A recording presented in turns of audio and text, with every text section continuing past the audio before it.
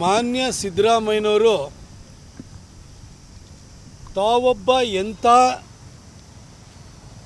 ಚಾಣಾಕ್ಷ ರಾಜಕಾರಣಿ, ಅಭಿವೃದ್ಧಿಯನ್ನು ಮಾಡದೇ ಇದ್ರೂ ಕೂಡ ಕುರ್ಚಿಯನ್ನು ಯಾವ್ಯಾವ ರೀತಿ ಉಳಿಸ್ಕೊಳ್ಳುವಂತಹ ಉಪಾಯಗಳು ತನ್ನ ಬಳಿ ಇವೆ ಅನ್ನೋದನ್ನು ಆಗಾಗ್ಗೆ ಸಾಬೀತು ಮಾಡ್ಕೊಂಡು ಬಂದಿದ್ದಾರೆ.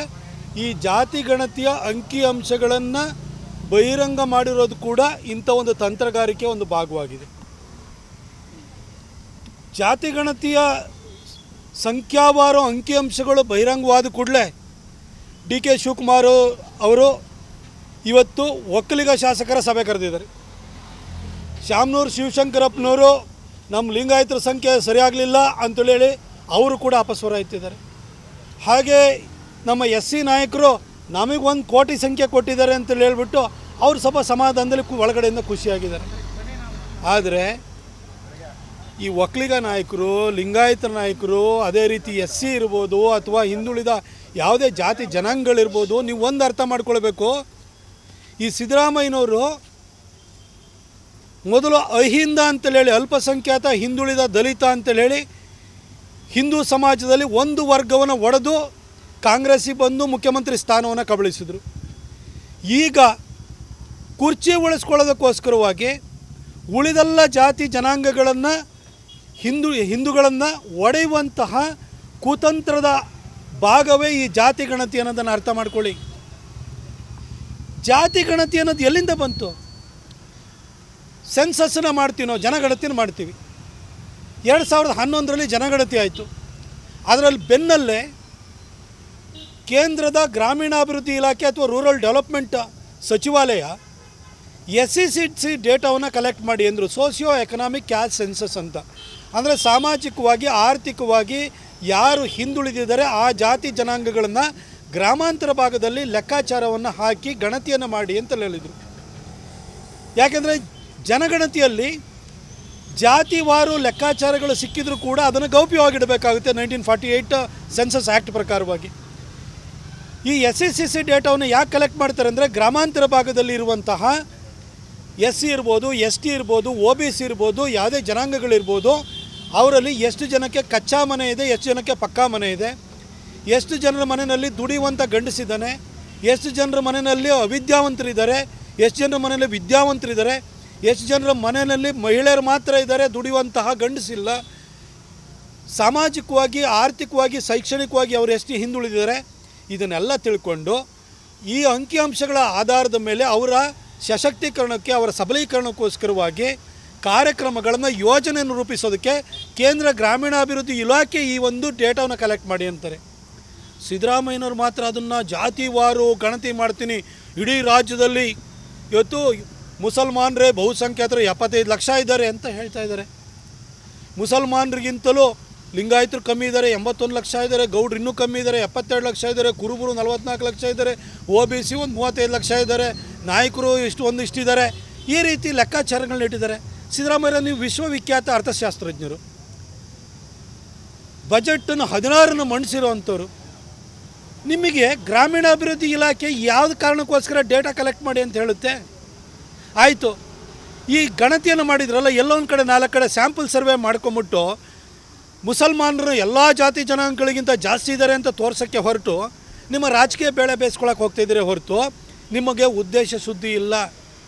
ಬೆಂಗಳೂರಿನಲ್ಲಿ 1.5 ಕೋಟಿ ಜನಸಂಖ್ಯೆ ಇದೆ, ಗಣತಿ ಮಾಡಿದ್ದೀರಾ? ಅಲ್ಲಿ ಯಾವ ಸಿಟಿನಲ್ಲಿ ಮಾಡಿದ್ದೀರಾ? ಮೈಸೂರು ಅಥವಾ Tier 2 Tier 3 ಸಿಟೀಸಲ್ಲಿ ಮಾಡಿದ್ದೀರಾ? ಎಲ್ಲಿ ಮಾಡಿದಿರಿ? ನೀವು ಕೊಟ್ಟಿರುವಂಥ ಒಟ್ಟು ಅಂಕಿಅಂಶಗಳು ಕರ್ನಾಟಕದ ಒಟ್ಟಾರೆ ಜನಸಂಖ್ಯೆಗೆ ತಾಳ್ಮೇಳ ಹೊಂದ್ತಾ ಇದೆಯಾ? ಮತ್ತು ಯಾವುದನ್ನು ಮಾಡ್ತಾಯಿದ್ರಿ ನೀವು? ಆಯಿತು, ನಿಮ್ಮ ಪ್ರಕಾರನೇ ಹೋಗೋಣ. 75 ಲಕ್ಷ ಇರುವಂಥ ಮುಸಲ್ಮಾನರಿಗೆ ಬಜೆಟಲ್ಲಿ 4,500 ಕೋಟಿ ಕೊಡ್ತೀರಿ. 82 ಲಕ್ಷ ಇರುವಂಥ ಲಿಂಗಾಯತರಿಗೆ ಎಷ್ಟು ಕೊಟ್ಟಿದ್ದೀರಿ? 72 ಲಕ್ಷ ಇರುವಂತಹ ಒಕ್ಕಲಿಗರಿಗೆ ಎಷ್ಟು ಕೊಟ್ಟಿದ್ದೀರಿ? 44 ಲಕ್ಷ ಇರುವಂಥ ನಿಮ್ಮ ಸಮುದಾಯದ ಕುರುಬರಿಗೆ ಎಷ್ಟು ಕೊಟ್ಟಿದ್ದೀರಿ ನೀವು? 35 ಲಕ್ಷ ಇರುವಂಥ OBC ಅವರಿಗೆ ಏನು ಕೊಟ್ಟಿದ್ದೀರಿ ನೀವು? 1 ಕೋಟಿಗಿಂತಲೂ ಅಧಿಕ ಇರುವಂಥ SC ಸಮಾಜದ ಸೇರಿದಂತಹ SCP TSP ಫಂಡನ್ನೇ ನೀವು ಡೈವರ್ಟ್ ಮಾಡ್ತಾಯಿದ್ದೀರಿ. ಆ SC ಸಮಾಜಕ್ಕೆ ಏನು ಕೊಟ್ಟಿದ್ದೀರಿ ನೀವು? ಇದು ಪ್ಯೂರಾಗಿ ಕುರ್ಚಿ ಉಳಿಸ್ಕೊಳ್ಳುವಂಥ ತಂತ್ರಗಾರಿಕೆಯನ್ನು ಮಾಡ್ತಾಯಿದ್ದಾರೆ. ಮೊದಲನೇ ಸಾರಿ ಅವರು ಮುಖ್ಯಮಂತ್ರಿ ಆದಾಗ 2011ರಲ್ಲಿ ಈ ಗಣತಿಗೆ ಕೇಂದ್ರ ಸರ್ಕಾರ, ಆಗಿನ UPA ಸರ್ಕಾರ ಸೂಚನೆ ಕೊಟ್ಟಿತ್ತು. 2013-14ರಲ್ಲಿ ಇವರೇ ಮುಖ್ಯಮಂತ್ರಿ ಆದಾಗ ಗಣತಿಯನ್ನು ಮಾಡಿದರು. 12 ವರ್ಷದ ನಂತರ ಇವತ್ತು ಅದನ್ನು ಬಹಿರಂಗವನ್ನು ಮಾಡ್ತಾಯಿದ್ದಾರೆ. ಯಾಕೆ ಅಂತ ಹೇಳಿದರೆ ಅವರ ಸರ್ಕಾರ ಅಧಿಕಾರಕ್ಕೆ ಬಂದು ಇದೇ ಮೇ 20ನೇ ತಾರೀಕಿಗೆ 2 ವರ್ಷ ತುಂಬುತ್ತೆ. 2 ವರ್ಷ ತುಂಬಿದಾಗ ಇವ್ರು ಹೇಳ್ಕೊಳಕ್ಕೆ ಏನಿದೆ? ಇವ್ರು ಏನಂತ ಹೇಳಿದ್ರು, ಗ್ಯಾರಂಟಿ ಸ್ಕೀಮ್ ಅಂತಂದರು. 6 ತಿಂಗಳಿಂದ ಗೃಹಲಕ್ಷ್ಮಿ ಬಂದಿಲ್ಲ, 6 ತಿಂಗಳಿಂದ ಅನ್ನಭಾಗ್ಯ ಯೋಜನೆ ದುಡ್ಡು ಹಾಕಿಲ್ಲ, ಶಕ್ತಿ ಯೋಜನೆ ಅಂತ ಮಾಡಿದ್ರು, KSRTC ದಿವಾಳಿಯಾಗಿ ಹೋಗಿದೆ, 200 ಯೂನಿಟ್ ಕರೆಂಟ್ ಕೊಡ್ತೀನಿ ಅಂತ ಹೇಳಿದ್ರು, ಎಸ್ಕಾಮ್ ಎಲ್ಲ ದಿವಾಳಿ ಆಗ್ತಾ ಹೋಗ್ತಿದ್ದಾವೆ. ಆಶಾ ಕಾರ್ಯಕರ್ತರಿಗೆ ಮತ್ತು ಅಂಗನವಾಡಿ ಆಯಾಗಳಿಗೆ 10,000 ರೂಪಾಯಿ ಕೊಡ್ತೀನಿ ಅಂದರೆ ಇಲ್ಲಿವರೆಗೂ ಅದ್ರ ಬಗ್ಗೆ ಮಾತೇ ಇಲ್ಲ. ನಿರುದ್ಯೋಗಿ ಯುವಕರಿಗೆ ಡಿಗ್ರಿ ಹೋಲ್ಡರ್ಸ್ ಯಾರಿದ್ದಾರೆ ಅವರಿಗೆ ನಿರುದ್ಯೋಗ ಭತ್ಯೆ ಕೊಡ್ತೀವಿ ಅಂತಂದರು, ಅದು ಯುವ ನಿಧಿ ಪ್ರಾರಂಭನೇ ಆಗಲಿಲ್ಲ. ಅದೇ ರೀತಿ 48 ಅಗತ್ಯ ಸೇವೆಗಳು ಮತ್ತು ಜನಬಳಕೆಯ ವಸ್ತುಗಳ ಮೇಲೆ ಬೆಲೆ ಏರಿಕೆಯನ್ನು ಮಾಡಿದ್ದಾರೆ. ಅದರಿಂದ ಜನಕ್ಕೆ ಹೊಡೆತ ಬೀಳ್ತಾಯಿದೆ. ಮುದ್ರಾಂಕ ಶುಲ್ಕವನ್ನು ಹೆಚ್ಚು ಕಡಿಮೆ ಮಾಡಿದ್ದಾರೆ. ಕಸ ಕಲೆಕ್ಷನ್ ಮಾಡೋದಕ್ಕೂ ಕೂಡ ದುಡ್ಡು ಕೊಡಬೇಕು ಅಂತ ಹೇಳ್ತಾರೆ. ವಾಟರ್ ಬಿಲ್ಲನ್ನು, ಕರೆಂಟ್ ಬಿಲ್ಲನ್ನು, ಕರೆಂಟ್ ಬಿಲ್ಲು 3,000 ರೂಪಾಯಿ ಇದ್ದಿದ್ದು 7,000 ರೂಪಾಯಿಗೆ ಮಾಡಿದ್ದಾರೆ. ಈ ರೀತಿ ಸರಣಿ ವೈಫಲ್ಯಗಳು ನಡೀತಾ ಇದ್ದಾವೆ. ಇನ್ನೊಂದು ಕಡೆ ರಾಜ್ಯದ ಮೇಲೆ ಸಾಲದ ಹೊರೆಯನ್ನು ತಂದು ಹಾಕ್ತಾಯಿದ್ದಾರೆ. ಮತ್ತೊಂದು ಕಡೆ ಏನು ಗ್ಯಾರಂಟಿ ಸ್ಕೀಮ್ಗಳಿಗೋಸ್ಕರವಾಗಿ ಬೆಲೆ ಏರಿಕೆ ಮಾಡೋದ್ರ ಜೊತೆಗೆ ಇವರ ಯಾವ ಅಭಿವೃದ್ಧಿ ಯೋಜನೆಗಳು ಕೂಡ ಕಾರ್ಯಗತ ಆಗ್ತಾಯಿಲ್ಲ, ಎಲ್ಲೂ ಕೂಡ ಇಂಪ್ಲಿಮೆಂಟೇಷನ್ ಆಗ್ತಾಯಿಲ್ಲ. ಹಾಗಾಗಿ ಜನರಲ್ಲಿ ಇವತ್ತು ಸಿದ್ದರಾಮಯ್ಯ ಸರ್ಕಾರದ ವಿರುದ್ಧ ಒಂದು ಅಪಸ್ವರ ಎದ್ದಿದೆ, ಸರ್ಕಾರಿ ವಿರೋಧಿ ಭಾವನೆ ಬಂದಿದೆ. ಈ ಮಧ್ಯದಲ್ಲಿ ವಾಲ್ಮೀಕಿ ಹಗರಣ ಆಯಿತು, ಮೂಡ ಹಗರಣ ಆಯಿತು, ಪ್ರಿಯಾಂಕಾ ಖರ್ಗೆ ಮತ್ತು ಲಕ್ಷ್ಮೀ ಹೆಬ್ಬಾಳ್ಕರ್ ಅವರ PS ಹೆಸರು ಬರೆದುಬಿಟ್ಟು ಸತ್ತೋಗುವಂಥ ಪ್ರಕರಣ ಸಂಭವಿಸಿತು. ಗುತ್ತಿಗೆದಾರರ ಆತ್ಮಹತ್ಯೆಯನ್ನು ಮಾಡ್ಕೊಳ್ತಿದ್ದಾರೆ. ಇಲ್ಲಿವರೆಗೂ ಕೂಡ ಯಾವುದೇ ಗುತ್ತಿಗೆದಾರರಿಗೆ ದುಡ್ಡು ರಿಲೀಸ್ ಆಗಿಲ್ಲ.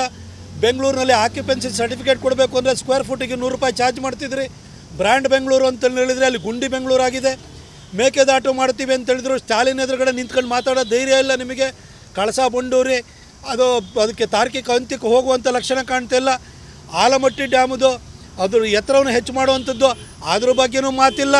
ಹೀಗೆ ಸರಣಿ ವೈಫಲ್ಯಗಳನ್ನು ಮುಚ್ಕೊಳ್ಳೋದಕ್ಕೋಸ್ಕರ ಈಗ ಜಾತಿ ಗಣತಿಯನ್ನು ನೀವು ಬಹಿರಂಗನ ಮಾಡಿದರೆ ಒಟ್ಟಾರೆ ಹಿಂದೂ ಸಮಾಜವನ್ನು ಒಡಿಬೇಕು, ಸಾಬ್ರು ಎಲ್ಲರಿಗಿಂತ ಜಾಸ್ತಿ ಇದ್ದಾರೆ ಅಂತ ತೋರಿಸ್ಕೊಂಡು ನಿಮ್ಮ ಕುರ್ಚಿನ ಉಳಿಸ್ಕೊಳ್ಬೇಕು. ಇದಕ್ಕೆ ಸಿದ್ದರಾಮಯ್ಯನವರು ಮಾಡಿರುವಂತಹ ತಂತ್ರಗಾರಿಕೆ ಇದಷ್ಟೇ ಬಿಟ್ಟು ಬೇರೆ ಏನೂ ಅಲ್ಲ.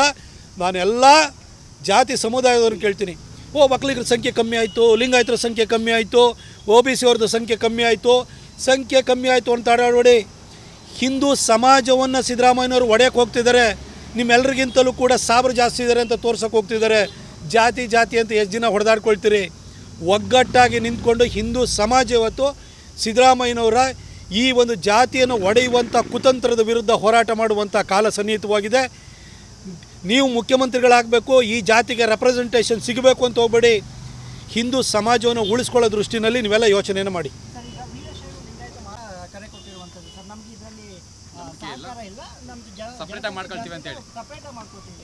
ನೋಡಿ, ಜಾತಿ ಆಧಾರದ ಮೇಲೆ ರೆಪ್ರೆಸೆಂಟೇಷನ್ ಸಿಗಬೇಕಲ್ವ? ನೀವು ಗಣತಿಯನ್ನು ಮಾಡ್ತೀರಾ, ಅದು ನಿಮಗೆ ಬಿಟ್ಟಿದ್ದು. ಆದರೆ 39 ಜನ ಲಿಂಗಾಯತ MLAಗಳು ಇವತ್ತು ಕಾಂಗ್ರೆಸ್ನಲ್ಲಿ ಇದ್ದೀರಲ್ಲ, ಮುಖ್ಯಮಂತ್ರಿ ಸ್ಥಾನ ಕೇಳಿ. ಅಲ್ಲಿ ಹೋರಾಟ ಮಾಡೋಲ್ಲ, ಬರೀ ಹೇಳಿಕೆ ಕೊಟ್ಕೊಂಡು ಕೂತಿರ್ತೀರಿ. ಶಾಮನೂರು ಶಿವಶಂಕರಪ್ಪನವರು ಬರೀ ಎಲ್ಲ ಒಂದು ಆಗಿಂದೀಗೆ ಒಂದು ಹೇಳಿಕೆಯನ್ನು ಬಿಸಾಡೋದು ಬಿಟ್ಟರೆ ನೀವೇನು ಹೋರಾಟವನ್ನು ಮಾಡ್ತಾಯಿದ್ರಿ?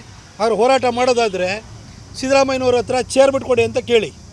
ಅದು ಬಿಟ್ಟು ಇಲ್ಲಿ ಒಂದೊಂದು ಆಗಿಂದಾಗಿ ಒಂದು ಹೇಳಿಕೆ ಕೊಡುವಂಥದ್ದು, ತಾತ್ಕಾಲಿಕವಾಗಿ ನಿಮಗೇನು ಬೇಕೋ ಅದನ್ನು ಗಿಟ್ಟಿಸ್ಕೊಳ್ಳೋದು, ಈ ಗಿಮಿಕ್ ರಾಜಕಾರಣ ಮಾಡಬೇಡಿ.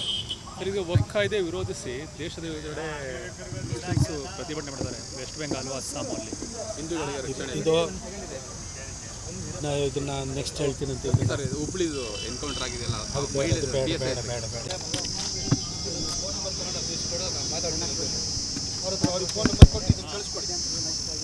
ಹೆಚ್ಚಿನ ವಿಡಿಯೋಗಳಿಗೆ ಪ್ರತಿಧ್ವನಿ ಯೂಟ್ಯೂಬ್ ಚಾನೆಲ್ ಸಬ್ಸ್ಕ್ರೈಬ್ ಮಾಡಿ, ಬೆಲ್ ಐಕಾನ್ ಕ್ಲಿಕ್ ಮಾಡಿ.